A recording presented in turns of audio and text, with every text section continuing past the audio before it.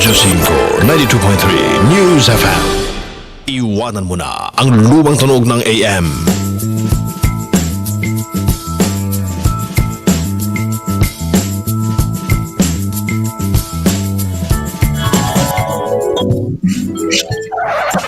Makitambay na po sa mga Yotits ng Wag Po. Ang programang mula sa mga tito, para sa mga tito, at para sa inyong lahat. Wag Po!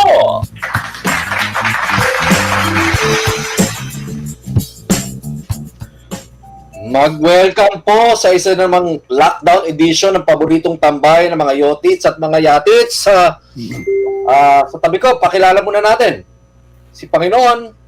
Magandang gabi po sa kanila lahat. Wag Po. At kasama rin natin si Senyor Manny Mogato. Thank you. Good evening. Okay, mga Yotits. Ano ba, Jerwin muna tayo? Pwede. Pwede si Jerwin kasi Kasi babanggitin niya. yung guest natin mamaya, no? Backstage, kausap natin. Medyo baka mahaba-haba usapan natin mamaya tungkol sa COVID to. Mga mahalaga impormasyon na kailangan malaman ng mga tao para maging happy tayo this Christmas. Yun. Commercial. Champion ng Hinebra, tinalo yung TNT. Ayun, oo. Talaga? Oo, game 5. Tapos na. 8-78. Yan. Maganda ang Pasko nila. Maganda Pasko nila. Siguradong alam na alam ni Ed yan. Yan. yung pala binabanggit ni Jovi kanina na kailangan nyo nang unahin, yung Hinebra. Oo. Kasi may isa pa rin malaking balita na sigurado ako ikalulungkot ni Bok. Yung bawal na mag-download. Oo. Bawal. Bawal na mag-download. Kasi naaabuso daw. Yun. Oo. Okay. Father, pwede rin ba yan? Hindi pwede. Baka palihim. Palihim. Yan. Pwedeng tanong kay Father. Pwedeng tanong. Pwede. Hindi na palihim yun. Ano tatanong natin, Manny Mox? Kung kasalanan. Kung kasalanan ang manood. Okay. Ready na ba si Father? Sakala ko si Jerwin muna tayo. Jerwin. Ano bang gusto ni Chester? Si Father na agad o Si Jerwin muna. na? Yan. Jerwin. Okay. Jerwin.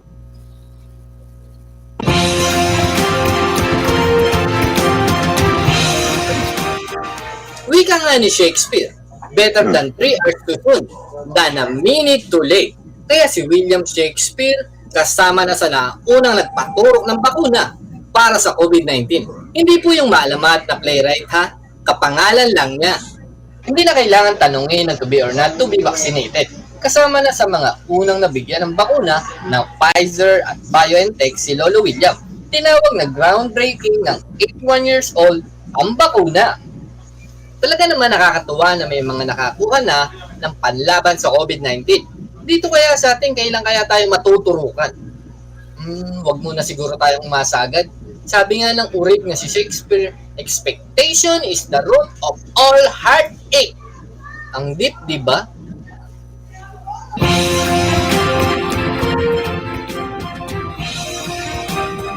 Ano kaya trabaho nung William Shakespeare na yun?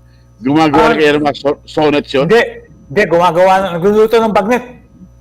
Ayun! Kasi paborito ni Shakespeare yun Kumuha siya ng isang tragedy na play, ang pangalan, pinamagatang Pagnet. Ay, makabet pala yun. Pakbet. Pakbet. Pakbet. Gumawa ng history si William Bill Shakespeare dahil siya yung unang tinurukan, pero star din. Yung nurse na nag-injection. Nag-injection, Napanood sigurado yun. Pilipina yun kasi Filipina 1,000%. Oo. 1,000% yun. Yes, alam mo, Yotits, mas nakakagulat kung hindi Pilipina yung nurse doon. Yan ang tamang, mas tama Kasi alam natin mga hospital sa UK, sa London, karamihan niya mga Pilipina talaga. Pero itong Pinay na ito, napanood ko yung interview sa kanya, parang British accent na talaga. Apparently, 20 years na doon. Ang ganda. Siyempre, doon na nakatayin Kaya nakuha na yung accent ng mga British. Galing. Oo. Kaugnay po niyan, usapang COVID pa rin tayo. May bisita tayo mula sa OCTA. Ito yung research group ng UP kung saan sila hong nakatutok dito sa mga trends at sa mga numero at sila yung nagbabasa niya kung ano ibig sabihin niyan, kung safe na ba tayo, kung napaflatten natin ang curve at kung pataas yung mga numero ng kaso. Makakasama po natin si Father Austriaco, si Father Nicanor Austriaco. Si Father Nicanor. Hello, good evening. Good evening, Father. Pero taga-UST po si Father. Yes, Order of Preachers yan, Dominicano. Pero kasama siya doon sa OCTA team ng University of the Philippines. Yes. First question, Father. Are we going to see a post-holiday surge? So, datos? So I think the best way for me to answer that is in every country that has had a holiday, they have seen a surge. The question is how big the surge is. So there will be a surge, but we can control the height of the surge. It's like a tsunami, di ba? The wave is coming. You know the wave is coming, but there are ways where you can lower the wave. And that is what we hope we will do this Christmas. That the Filipino people will be able to maintain the minimum health standards and will avoid interacting too many times with each other, that will allow the wave to be controlled by contact tracing in our LGUs around the country. Okay. Father, practical tips. How do we do that when marami sa mga kababayan natin ngayon, hindi mo talaga mapipigilang gumala? So, we're going to have parties. If you're going to have a party, it's better to have the party outside, not inside your house. Okay. Then you should have your mask. Now, when you're eating, diba, you have to take the mask off. You try to social distance so that you're not talking to each other and breathing all over each other. So there are ways where, in Quezon City, for example, the city is encouraging people to go out into the parks of the city to have celebrations al fresco. So this, and restaurants are being encouraged to have outside dining. So people who have a chance to celebrate with each other will be able to go outside. And the same thing with Simbang Gabi. I'm a Catholic priest and I'm excited for Simbang Gabi, but I'm also concerned that we maintain the social distancing during Simbang Gabi. Otherwise, so many people will be crowded together in our churches. And the danger is that some of them will bring the virus back home and si Lolo and si Lola will get sick. And I am most worried about lolos and lolas because most younger people, all of us are young. All the young ones, we will be able to, we might get very sick, but the risk for us dying is substantially lower than for the lolos and the lolas. So we have to protect them. Yun. Importante. Father, the idea na kailangan umiwas sa prolonged exposure, prolonged contact. So Father. it takes about 15 minutes within 2 meters. If you're talking to someone and you're talking to someone who is COVID positive and you're talking to them for 15 minutes and they're within 2 meters from you, that is defined as a close contact. That means that the chances that you get infected are high. So if you are talking to people, again, if you talk to them and they're further than 2 meters, the chances that the virus, we only need to have 1,000 viruses in the mouth or in the nose. If you get 1,000, then the chances of you getting COVID are quite high. And there are billions of them in every breath. So we try to distance ourselves from each other, and we wear masks whenever possible to prevent the virus from moving. So parang ganito yan, Father, yung mga nakikita natin makakapal na dami ng tao sa mga shopping area, for example. That's not as dangerous as yung talagang nagpa-party at Yeah, nag-iinuman. so you notice these are outside. These are outside, number one. Number two, they are wearing masks. So again, we have to, this is not the best, but this is not the worst also. Yeah. Oo. The worst is inside the house without mask, crowded together, talking and laughing and doing karaoke. Yun, karaoke talaga Yeah. pinaka-delikado dyan, karaoke. Karaoke, saka pag umiinom ng serbesa, Yan. Yeah. oo. eh, malakas yan eh. Oo. Very close to each other yan eh. Yes, pag alam mo, pag nakainom na tao, lumalakas yung boses eh. Lumalakas yung boses. Exactly. So, Father, yung mga nagsha-shopping na yun, actually kasi people move eh. In the malls, people move. They don't really stay in close contact for more than 15 minutes like you said. Oh. No? So, Yeah, exactly. Lower risk. Lower risk. So it's lower risk. It's all about different layers of risk. So outside with fewer people with masks, and those are all lower the risk. So if inside aircon, no mask, a lot of people, the risk goes up. So you want to do activities that minimize the risk.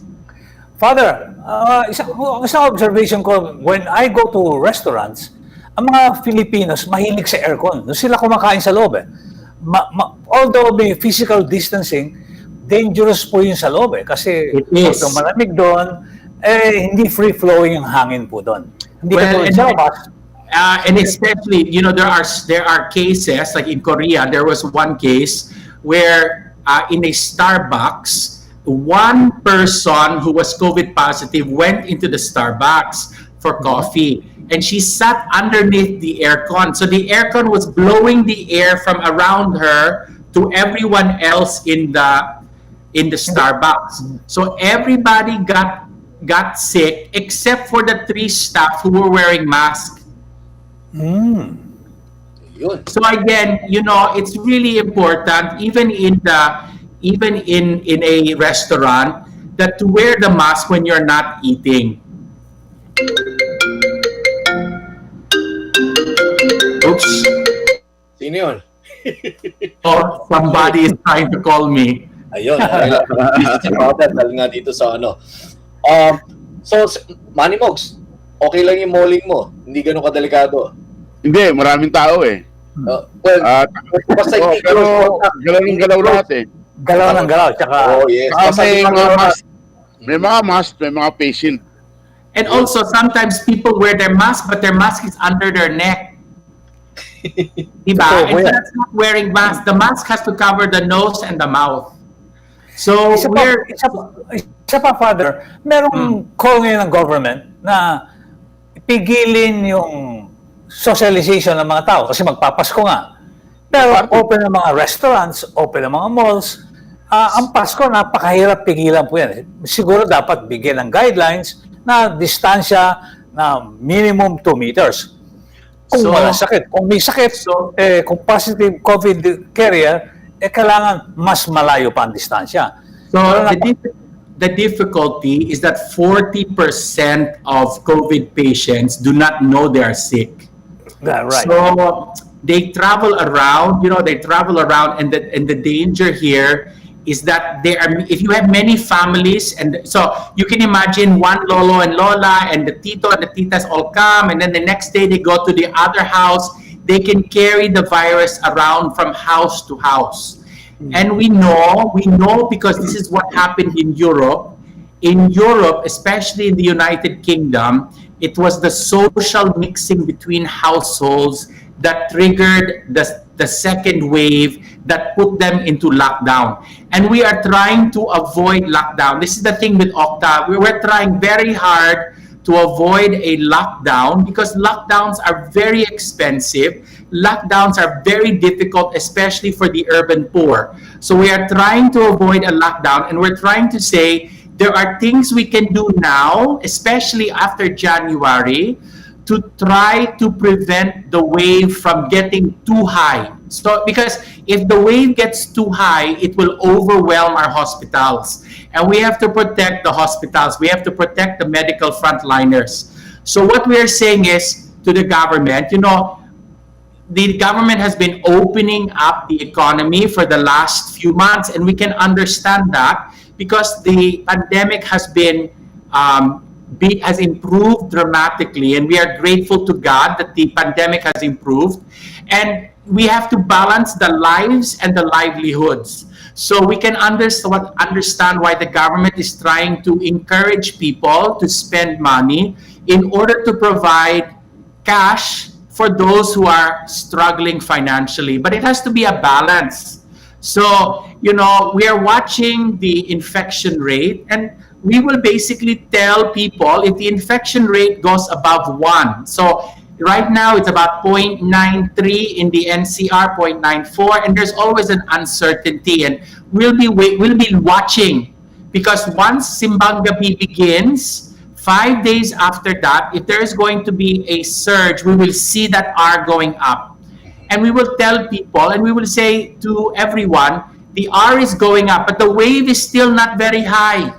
So if we start to pull back, if we start to restrict mobility a little bit more, then we can prevent that wave from becoming too high. So we will not have an MECQ. We want to avoid an MECQ if at all possible. And we can still do that because, for example, in Quezon City, in the last 6 months, the contact tracing capacity has increased dramatically.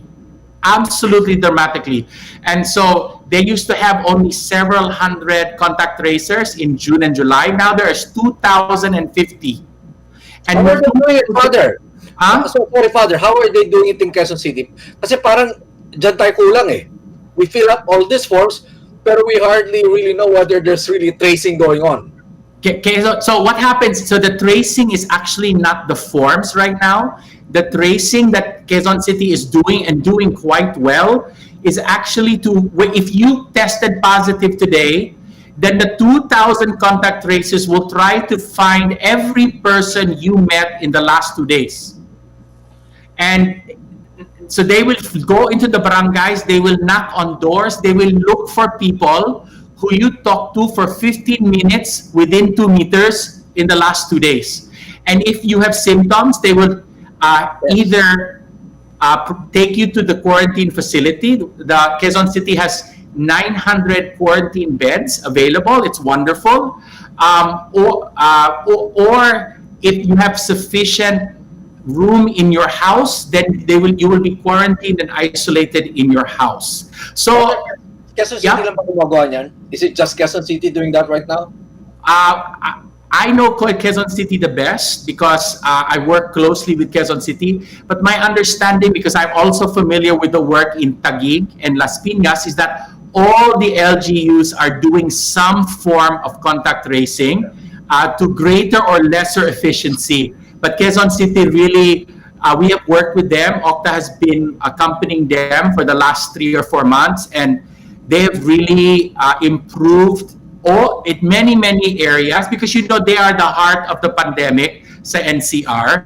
So if we can control the wave in Quezon City, we hope to minimize the wave in the entire NCR. Okay. Kasi ang Quezon City pa rin ang may highest cases. It's also because it has the largest population. Oh. You see, it's 3 million people, 142 barangays. So not surprisingly, the urban poor barangays tend to have hotspots. So, but the city government is working very hard to distribute masks in some of the barangays with low mask compliance, to try again to do all that is possible to increase the ability of the city to push back against the surge. Father, mapunta naman tayo ng Bago. Itampo Bago. si Mayor Benji Magalong sa Octa. Dahil daw sana daw, Father, imbis na sa media nyo inire-report yung mga datos, sana daw wag mo na i-report sa media at doon na lang daw i-report sa IATF at sa National Task Force. So, in my response, a couple of things. First of all, we do report to the IATF and the NTF immediately, but we also send it to everyone, and we want to be transparent completely. And so I respect the mayor's concerns, but in many ways, the way we understand what we are doing is we are trying to serve the Filipino people to the best of our abilities, given the limitations of the data that is available in the Philippines. So we rely on the most recent available data provided by the DOH. And Okay, Father, speaking of those data, si Mayor Magalong has 2 points. Number one, medyo delayed daw by 1 or 2 weeks yung data nyo. Well, data ng DOH, ano? To be clear. Number two, dahil sa late reporting, hindi rin nakikita ng OCTA na in the 2-week window, 1 to 2 week window, may ginagawa naman doon yung LGU. Yun. At saka nakaka-epekto ata doon sa effort ni Mayor Magalong na i-open up at i-facilitate yung pagbabalik ng mga turista sa Baguio. So respectfully again, our analysis is the mayor is correct. We are limited by the best data that we have, and the data that we have basically is from the DOH, and there is a lag. However, we have been looking at this data for the past 6 months now, so we can approximate also the kind of data lag that is involved. So my colleague, Professor Guido David from UP, who is responsible for looking at the trends of specific LGUs, is now able to anticipate. You know, he will say there's a lag of 5 days, but typically in a 5 days, the DOH will report this number of extra cases, so we can get a sense. So, and I encourage the mayor, if he has more current data, we would invite him to send that data to us. We share the data. We will take whatever data is given to us. I am always looking for data.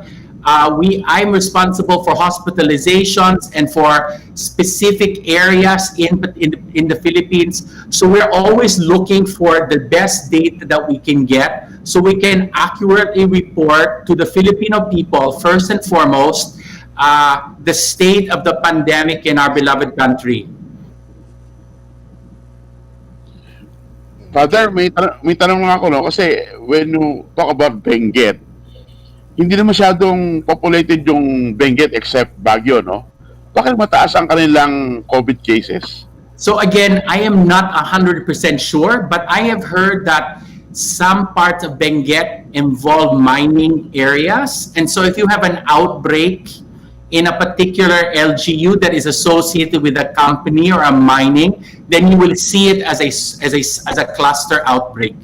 So you see, and the mayor is correct, so the mayor is working very hard. He has instituted travel restrictions between different areas in Benguet, into and out of Baguio, to try to limit the mobility, and I'm incredibly grateful and for that effort. And like I said, we rely on the best data that we have, and if the mayor has better data, I strongly encourage him to send whatever data he has to help us to better understand his particular situation.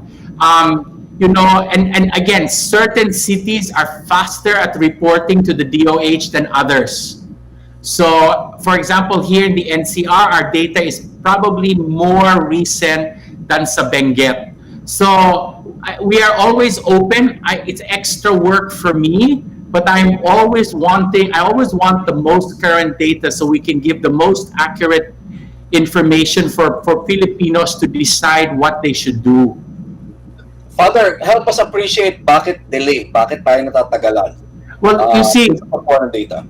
so again, we have struggled with this data delay for the last 9 months. It actually has significantly improved. So if you look at the data in June and July, the delay was quite substantial and the backlog was quite great. And right now, it's better. And it's better for several reasons. First, at the very beginning, people did not know what was happening. So now we understand the cases better, we understand things better.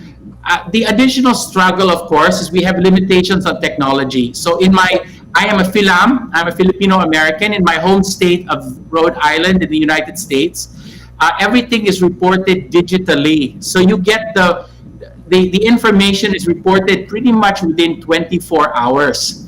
But here, people have, for some places, it's digital, some places it's paper, and then it has to be handwritten, and the paper has to be delivered to different people, from the hospital to the barangay, from the barangay to the CSU of the LGU, then from the LGU, someone has to encode into the computer. So there will be some natural delay, only because it takes time to make sure that the information moves and that the information is accurate. Parang election natin dati, mano-mano. Parang gano'n, no? Father. Exactly. And of course, this is a crisis situation. So the nurse is, taking care of her patient, and she's trying to get information. So there's always going to be some expected inaccuracy. Yun. May mga tanong pa ba? Father! Si Manny, may tatanong si Manny tungkol sa kasalanan ba, Manny yan? May tanong pa Father yun? Hindi yung sinasabi ngayon na merong daw oral vaccine against COVID. So I am a yeast molecular biologist. So professionally, I did my PhD at MIT, and I am a yeast molecular biologist. And so my own laboratory has started a project to try to develop a yeast-based oral vaccine for the Filipino people, because I became frustrated with the cost, as well as the necessities for refrigeration for many of the modern vaccines that are being developed in the West. So I actually am planning to return to the United States, my laboratory, in January to finish this genetic engineering of a probiotic yeast. So there is a probiotic yeast already approved here in the Philippines. You can go to Watson's and buy the yeast. It's 34 pesos for isang tablet of the yeast. So it's already approved for human consumption. And so what we are going to do is what we've started to do already is we are genetically engineering this yeast so that it will produce parts of the virus in your stomach. So even though there is no virus, so you will not get sick from COVID, it will produce virus in your stomach. And our hope is that the parts of the virus will trigger an immune response in the body. And if that's the case, then we would be able to vaccinate people by just giving them the yeast. You would add the yeast to your milk every morning. You would drink it for about 7 days, and you will get vaccinated. This is a crazy idea, but there is data from animals already, so we're going to pursue it here in the Philippines. And it's cheaper, no, Father? We calculate 5 pesos. But Father, I would question that your invention of the what do you call this yeast? Is it a brewer's yeast or ordinary? Yeah. So the brewer's yeast is called Saccharomyces cerevisiae. This is Saccharomyces boulardii. So this is a probiotic yeast that is related to the brewing yeast, but not exactly the same. But I have spent 25 years of my career studying yeast. Wow. And we can genetically engineer yeast. So we are genetically engineering this yeast, and then I will bring it back to the Philippines in February. And we have set up a lab sa UST, and we will test it in mice here in the Philippines. And if it elicits a response in mice, then I will hopefully approach the government and ask if we can test it. Father, baka marinig kayo ng PETA. 24 mice. We will get 24 mice from Taiwan to test our yeast. Basta hindi Pilipinong daga, Father. Pero yes, ito yung, so sorry no, for my ignorance. Yes, beer, yung ginagamit sa beer. Ginagamit sa beer. Oo. Ginagamit sa Kasi sugar lagay mo dyan. Magiging beer. So I have spent, so every year my lab makes its own beer. So we make our own beer. We genetically change the yeast so that the flavor will change. More alcohol, more different flavors. So I have spent many years working with yeast. So now I'm going to try to genetically engineer this yeast. So my students and I will do it for COVID-19. Okay. Father, Father, on a happier note, Father, what's with priest and beer? What's with priest and beer? You know, di ba, Father, San So- Miguel beer. Di ba, Yeah. formula ng mga Agustinian friars Yeah. yan. So in the Middle Ages, during Yun. fasting periods, when they could not eat anything solid, beer was their food. Because beer had high calories. So they would make beer in order to allow themselves to have energy to go out to the farm when they are not eating during Lent. So that's why that's why many monks and religious have been making beer for over 1,000 years. Even those famous Belgian beers, mga ano yan, di ba? By monks. They are, yes. Kaya mahirap pumunta Alcoholic, sa... Father. Siyempre, alcoholic din. Alcoholic din yung mga to. Exactly. Sa kaming kasabihan nga, when you die, when you go to heaven, there's no beer. There's so much better than beer. When you go to heaven, forget assuming there's beer. heaven. Oh, there is certainly heaven. I am a pre-scientist because I encountered the Lord while I was at MIT finishing my PhD. So Wow. if you ask me when I was a kid, when you ask me in university, you're going to be a priest, I'll say, hi, bastos. But now, because I met the Lord on the 7th of May in 1996 at 5:30 in the afternoon. And because I know He is alive, and so because I know He's alive, I quit my job to become a Dominican. So if you ask, is there heaven? I can tell you the Lord is alive. Really? Father, 5:30 down to the time, exact time. Father, nasaan ka nun? I had just finished my PhD, and I went to the chapel to thank God for Sa finishing Massachusetts Avenue. defending the doctorate. So sa chapel sa MIT Boston, Father. in Cambridge, yep, Cambridge yan, sa Cambridge yan. Oh. Walking distance from Harvard. in Cambridge, yes, down the street from Harvard. And why order of preachers, Father? Bakit Dominican? The same way. I'm assuming you're married. Why did you marry your wife? You know, Feel yan. Feel. it feels I was born a Dominican. Like when I met the order, I realized that they would make me the kind of man that I was born to be. And it's not easy, but it has been a life of great joy and a life of great challenge. But I have, met some amazing people, and I've had the privilege of speaking to the Lord and His amazing mother all the time, every day, to live under the same roof as the Savior of the world. Father, kasi di ba pag sinabing Dominicano, yan yung mga order of preachers. By that we mean they're more onto philosophy. Yan ang dyan yung husay nila, Father, di ba? So I had to get another degree in theology. So I am a theologian scientist. Yes. But here we're talking about the science part. Pero Father, product kung po ako ng letran eh. oral Ano? vaccine mo, Letranista po ako, pero hindi ako nagsisimba, Father eh.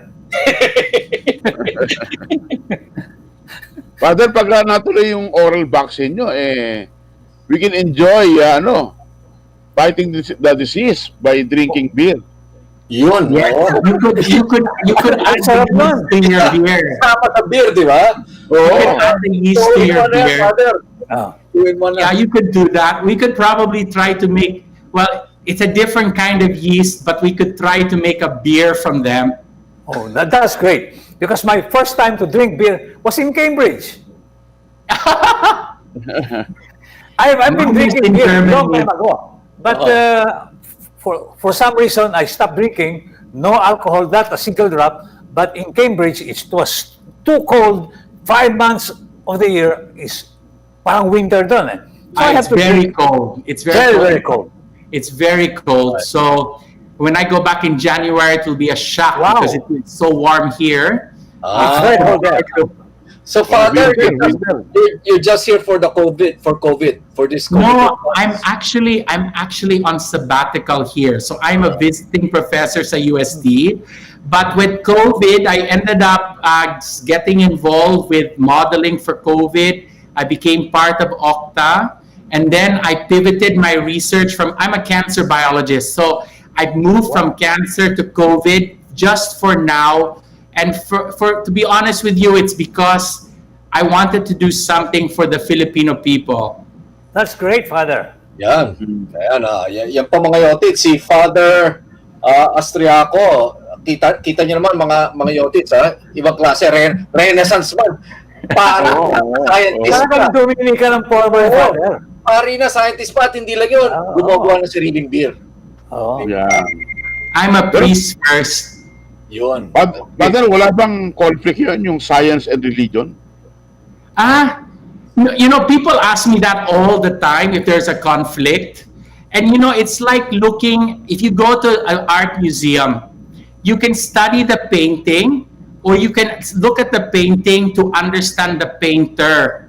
So when I look at the cells and I study the cells that I've spent 25 years working on, I do not just look at the cells, but I also see the God who created the cells behind. So both of them can work together. And it's part of my life as a Dominican to show how faith and science are not enemies, but they are friends. They're kaibigans, So, kapatid pa. So, they are brothers and sisters because they're both from God. And they're both leading us to God. So we have to be able to bring them together in some way. Now, sometimes it is hard and it takes a lot of work. But anything that is for love requires work. So, and that is my life work is really to try to bring faith and science together, to speak to people who think that they have to choose between one.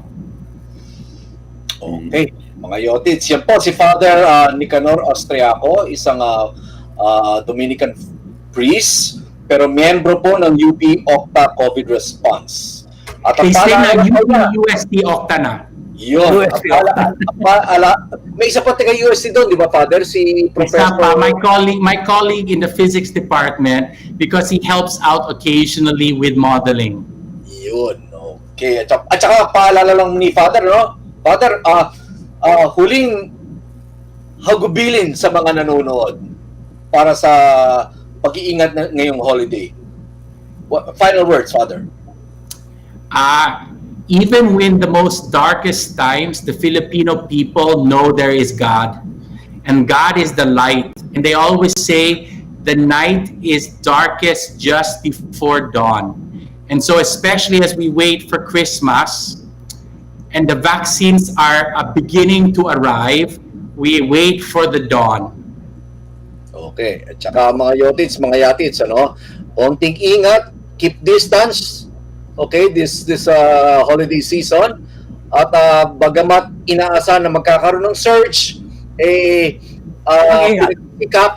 pagsikapan natin lahat na hindi naman to the point na mabilaukan yung ating mga ospital. Yun lang po. Yun. Father. Thank you so much. Salamat. Thank you, Father. Maraming salamat, Father Austriaco. Mami, hindi natin natanong si Father sa mga tanong na... Mahirap yun. Pero alam mo, sana maganda yung ginagawa ni Father kasi it will be enjoyable kung enjoyable. bilang gamot sa COVID. Oo. Di ba? Oo. Tsaka mabigat pala yung pari na yun, no? Nag-aral siya sa Cambridge. Sa MIT, ha? MIT pa. Alam mo, napadala ako sa MIT, Massachusetts Institute of Technology. Alam mo, nung mga 8 years ago, Panginoon, puro Inchik at Bombay. Hanggang ngayon, pare ko. Hanggang ngayon. Sila dominate. Diba? Ang summa cum laude ng Harvard, ganun din, Indian. Ang summa cum laude ng MIT, Chinese din. At maraming Indian hanggang ngayon doon. Marami, oo. Yan po. Pero, ang kagandahan lang sa MIT, hindi masyadong mayabang ang mga tao doon. Kaya ang mga standby ng mga taga-Harvard, MIT rin. Kasi nga, Kasi, Panginoon, pag nakita mo, parang Revenge of the Nerds eh. oo. Diba? Pero alam mo, yung MIT, sila din yung matindi ang research sa fake Matindi. news. Oo. Antindi yan. In fact, nung unang salpa ko doon sa Cambridge, sa MIT, piniliwanag agad sa akin yung paano naging nanalo si Trump. Paano siya kinukuyog ng media. Ang galing nila. Tapos naman, sa laboratory nila, may naglalakad na biglang robot, unmanned robot, Kasi, oo. Oo. Pero Maya ako pala ng usapan. Mga Ang isang Pinoy na napakagaling dyan, si Ray Vea. Nag-graduate kundi sa summa cum laude. MIT. MIT siya. Oh. Sa Boston. Ano yan, masyadong matinik yun eh. Valedictorian sa Bataan, valedictorian sa Philippine Science, summa cum laude sa UP, lahat na lang. Summa cum laude siya. Paglipat Yotits, hindi magpapauli yung MIT natin. Siyang presidente yun nun. Siyang presidente ng MIT. Mapua Institute of Technology. Oo. Yung nanalo dun sa Tyson Awards, okay, taga Mapua. Ang invention niya, mula sa mga scrap na vegetables, gumawa siya ng solar panel. Solar. Oo. Kahit walang araw, gagana. Pwede. Oo. Yun. Mga Yotits, gap na tayo. Balik natin. Alright.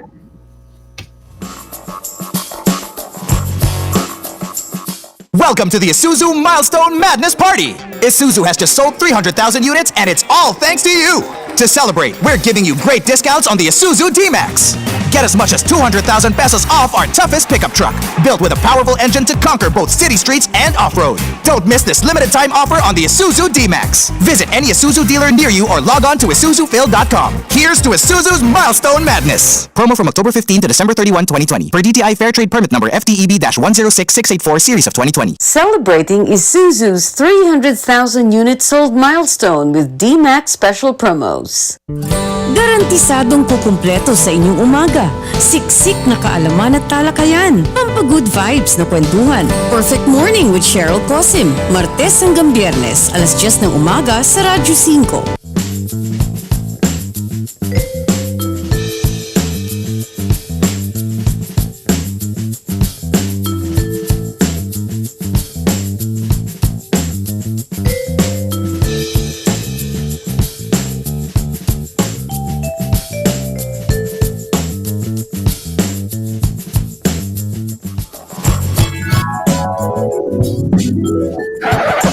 Makitambay na po ang mga Yotits ng Wag Po. Ang programa mula sa mga tito, para sa mga tito, at para sa inyo lahat. Wag Po!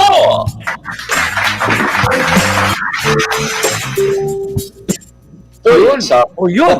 Yan. Sorry. Ed, ipaliwanag mo na kung paano nag-champion ng Hinebra. May game ba ngayon? Hindi ko, wala ko ganun. Guess na pala si Father Nick, ha? Ipaliwanag mo na lang kung anong gagawin mo dahil ngayon bawal na mag-download. Download lang? Teka, nahuli ko sa balita. Sorry. Bawal mag-download sa Yung paborito mong website. Bawal na mag-download. Hindi lang pwede mag-download dun, ha? Hindi, pwede. Dati, pwede. I think restricted na rin yung upload. Restricted na rin yung upload. So, anyway, para ipaliwanag sa atin yung balita na yan, pasok natin si Balitang Jerjer. Balitang swabeng muna tayo.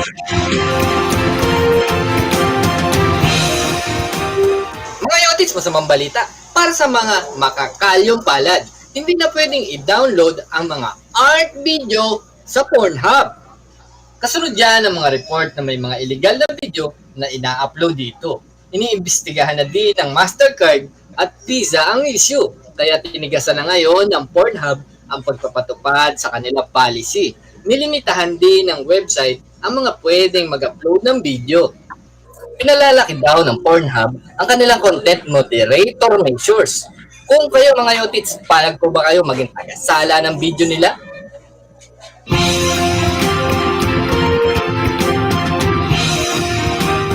Manood na lang tayo. Dahil teka, may punto ka dun, ha? Pwede ba mag-download? Parang medyo may hindi malinaw Actually, sa balita. Yun Kasi, nga eh. oo.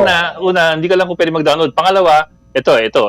Pag i-type ko yung pornhub.com access to this page has been ordered blocked by the NTC. Matagal nang ganyan yan.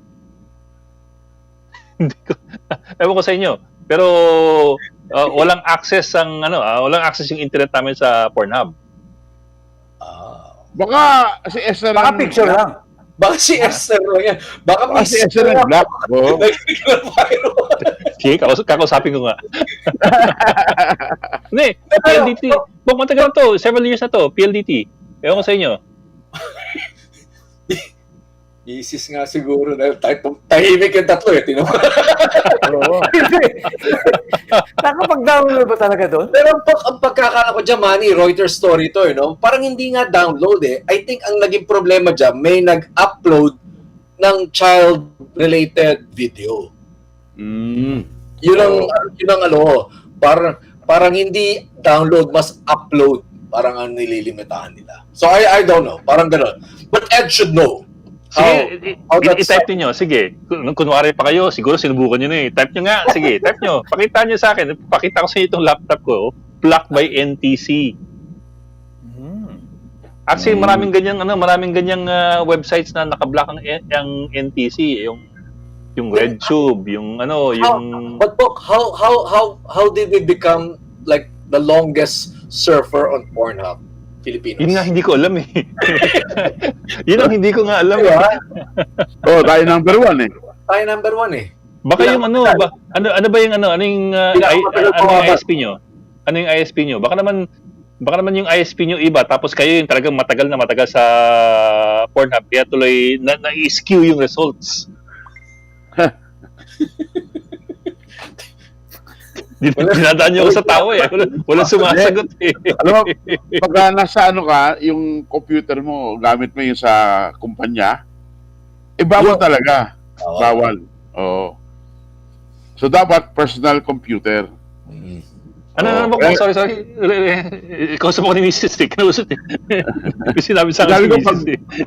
Pagka company computer, talagang bawal. Company firewall. Hindi. Nasa bahay ako. Ito may sinasabi ng isang kakosa natin si Joby, no?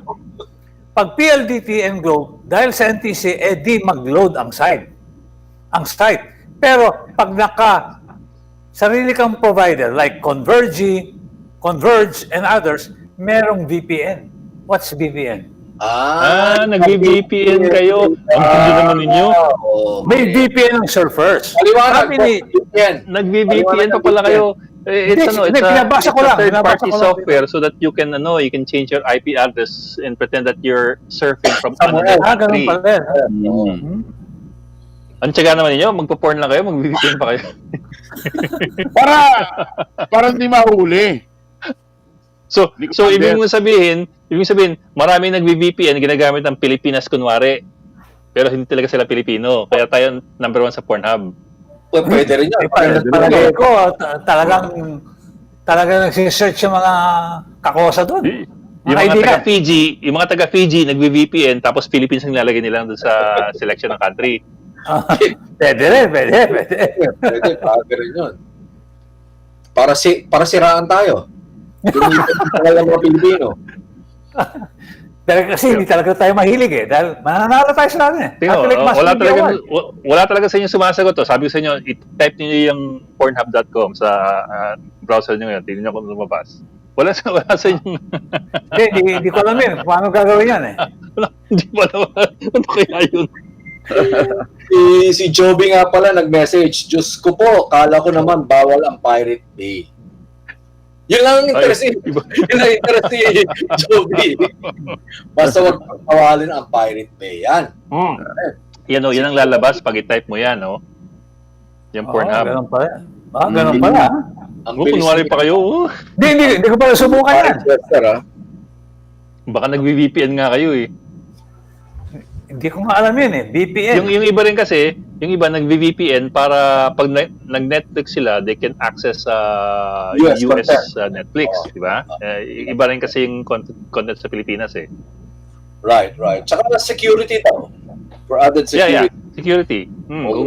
Kung umiiwas ka sa sa surveillance, mag-VPN ka para hindi nila alam kung ikaw ngayon. Ganun pala yun, ha? Ang alam ko lang, BP70. Pero gawa ng HK yun eh. Ano yan? Hindi ko na-guess. Heckler Koch.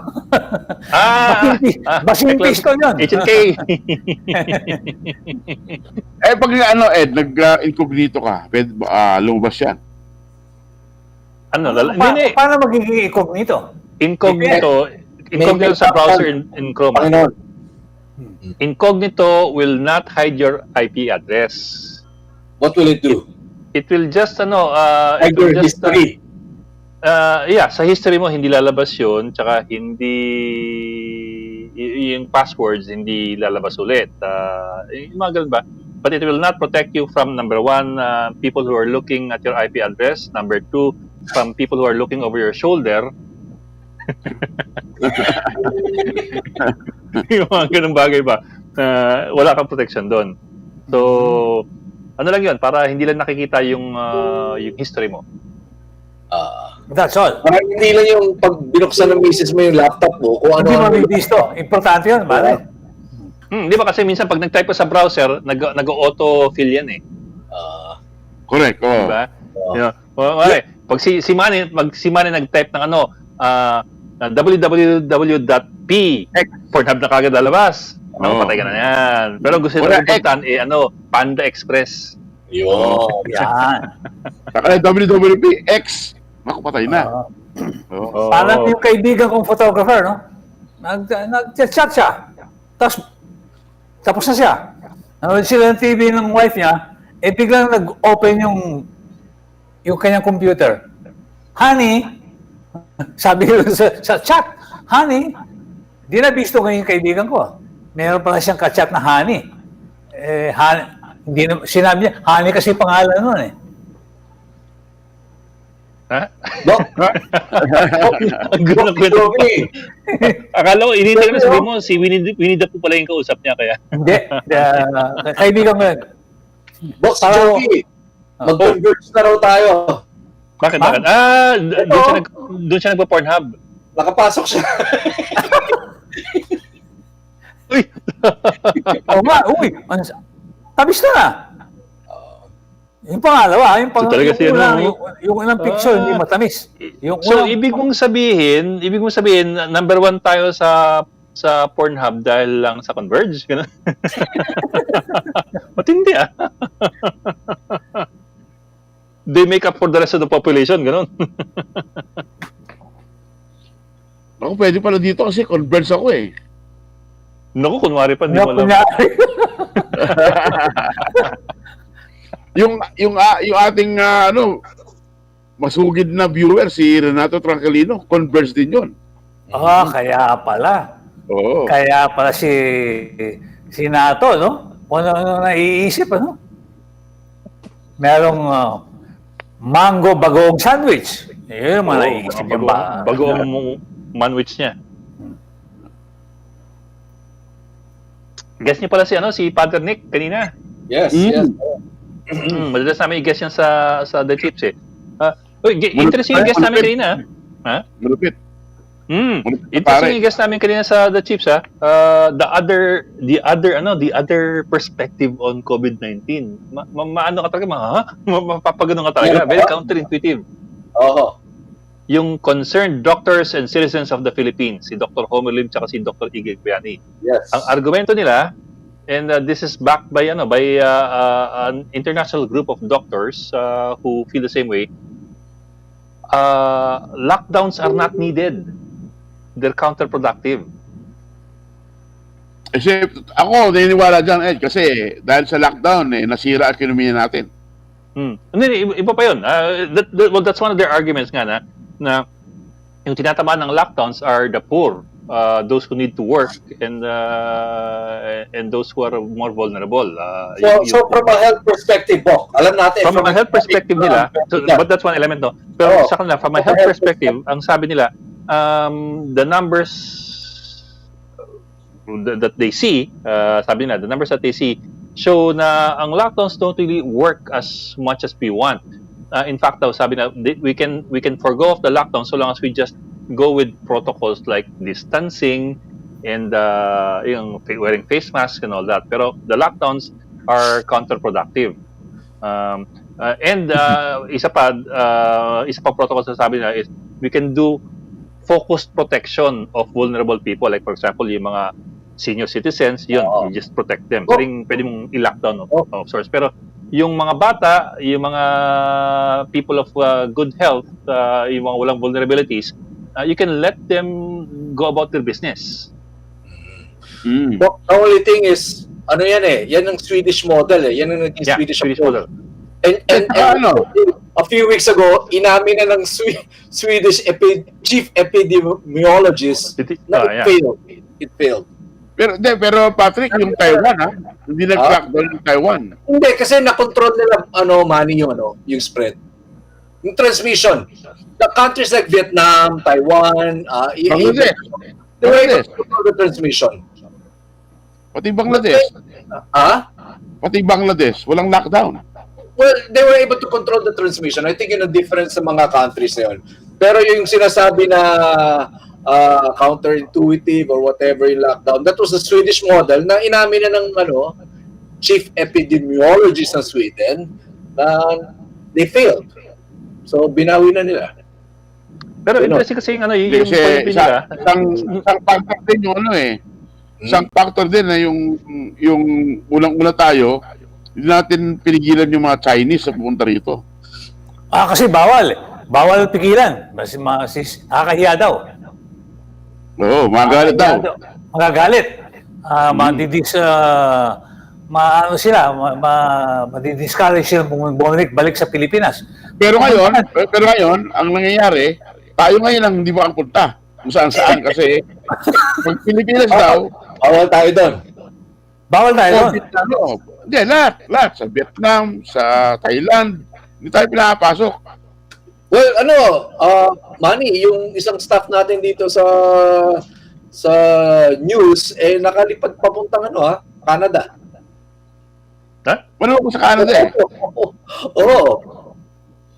So, Canada yung maluwag ang Canada, unbelievable din. They ordered France, non-essential travels to. These are non-essential travels. Pero ang Canada ngayon, they ordered more than enough doses ng anti-COVID para sa bayan nila. Libre pa. 127% vaccination over their population. Una-una, konti lang sila. Pangalawa, mas mayaman konti lang. At mas mayaman. Totoo. Malaking bagay yun. Kaya, sabi nga ni Tom Higgins sa Godfather, strictly business. Hindi pwedeng personal. Kahit kaibigan mo mga Chinese, kung hindi ka nagbayad sa kanila, hindi ka deliveran. Walang kaibigan doon. Strictly business yan. Sabi nga ni Michael Corleone, it's nothing personal, strictly business. Sabi naman ni paring Rudy Fernandez, nung buhay pa siya, walang personal, trabaho lang. Ayan. Kaya may bayad, dapat. May bayad, pare. Mabayad ka muna. Ano ba? Jerwin mo na. May Jerwin Jerwin. May Jerwin tayo. May binabanggit si Chester sa nakalangan mas daw yun. Yan, Jerwin, pasok! Pasok, Jerwin!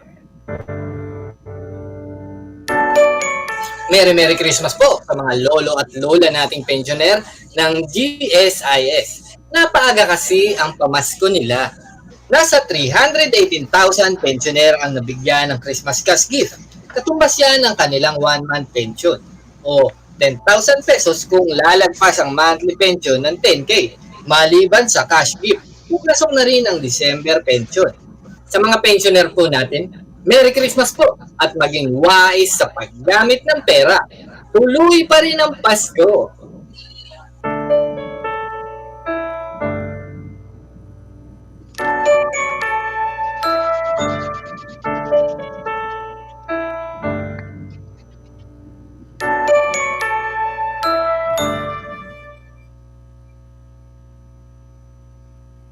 Yan. Ay, ibang hairdo ngayon ni Eda. Oo. Ibang hairdo mo ngayon, pare ko. Baka subukan mo kayang gawin sa The Chiefs yan.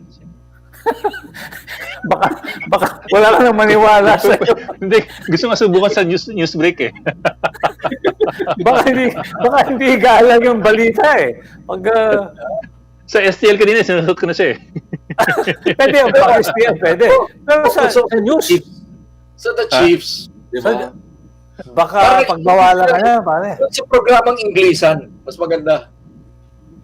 But you know, Mr. Dok, Senator, ano sabi ng dalawang chika babes? ha? Ay, Bok, ano? Ba't daw hindi kayo isali? Ay, sama. Bitin mo na yan bukas. Bogs, ano? Ha? Special appearance. Kung wala pa si Joby, ikaw yung Hindi, ano, ikaw yung... Ha? Ano sabi ng dalawang chika babes doon sa sombrero mo?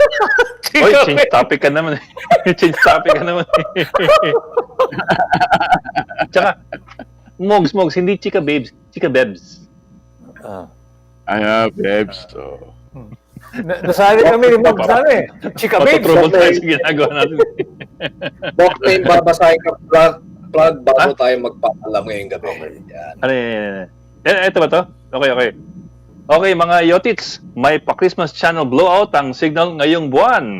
Isang daang channel ang pwede ninyong mapanood. Mag-load lang po ng 30 petot o 30 pesos para sa 2 araw na access o 300 pesos pataas hanggang January 1. Sa mga postpaid subscribers, do not worry, kasama rin po kayo basta't magbayad lang ng bill on time. Ako, patay. Yun. Hindi pala ako magpapasama dyan. Oh, 30 petot lang, 30 petot. 2 araw na yun. Oo. Eh, hindi ako nagbabayad. Anong channel? Anong channel yung nandan? Lahat.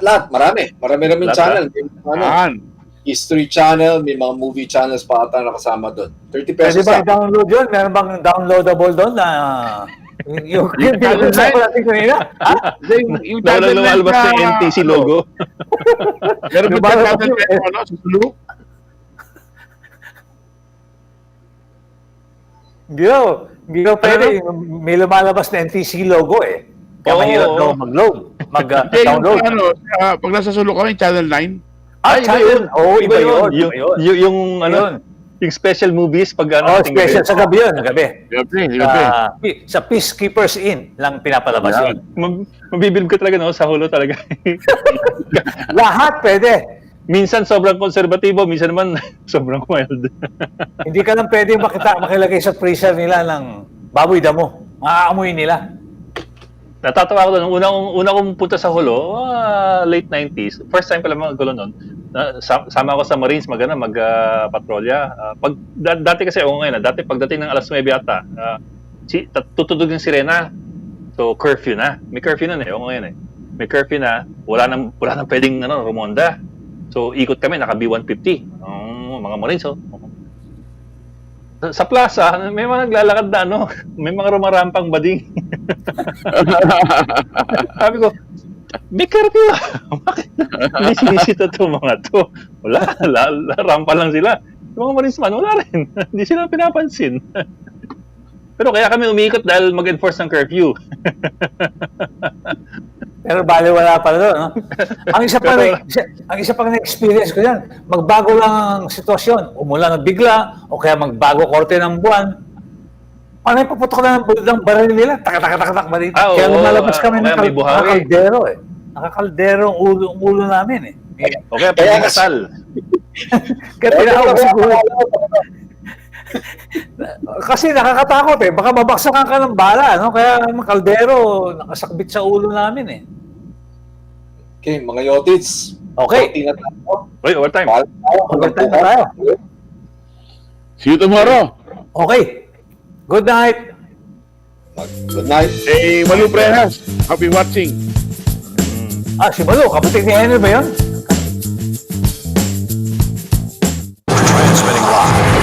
Transmitting live from our brand new studios at TV5 Media Center and Reliance Mandaluyong. By land, by sea, and on air. Mula sa pinakabaksyong newsroom sa buong bansa. 25,000 watts. Radyo 5, 92.3 News